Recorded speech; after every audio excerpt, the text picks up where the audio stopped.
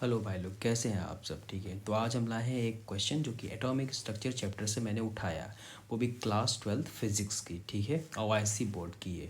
तो क्वेश्चन हमारा क्या कहता है, the energy of an alpha particle is 1.2 into 10⁻13 joule के फॉर्म में। ठीक है, up to the what closest distance can reach the nucleus of silver. तो इस क्वेश्चन में आपसे क्लोजेस्ट डिस्टेंस पूछा और एनर्जी आपको दी गई है। तो ये क्वेश्चन बहुत ही ईजी है। ठीक है, अगर आपने चैप्टर अच्छे से पढ़ा होगा तब इजी, वरना तो टफ ही हर कोई क्वेश्चन रहता। तो सबसे पहले क्या दिया है हमारे पास, E=2 में दिया गया है 1.2 इंटू 10⁻13 जूल के फॉर्म में। और आपको जेड भी दिया गया है जो कि 47 दिया गया है। ठीक, और आपसे आर नॉट पूछा है, ये क्वेश्चन मार्क हो गया।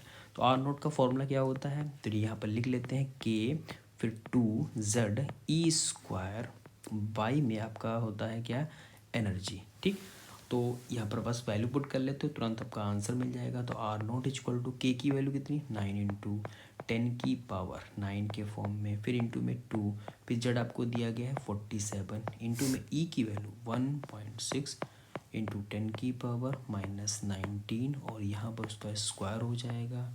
और नीचे आपका एनर्जी, एनर्जी कितनी दी गई है, 1.2 इंटू 10⁻13 जूल के फॉर्म में।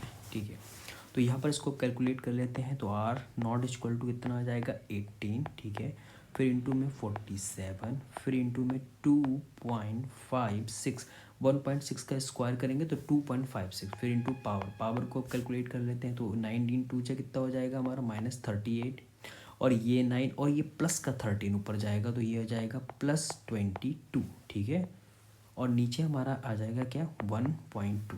तो अब इसे कैलकुलेट कर लेना कैलकुलेटर से या जैसे भी कर लेना। इसका आंसर आ जाएगा 1.8 इंटू 10⁻13 मीटर, और यही हमारा क्या है, आंसर है। तो आंसर को हम डिब्बे में बंद कर देते हैं ताकि आपको दिखाई दे सही से, और फॉर्मूले को भी डिब्बे में बंद कर देंगे।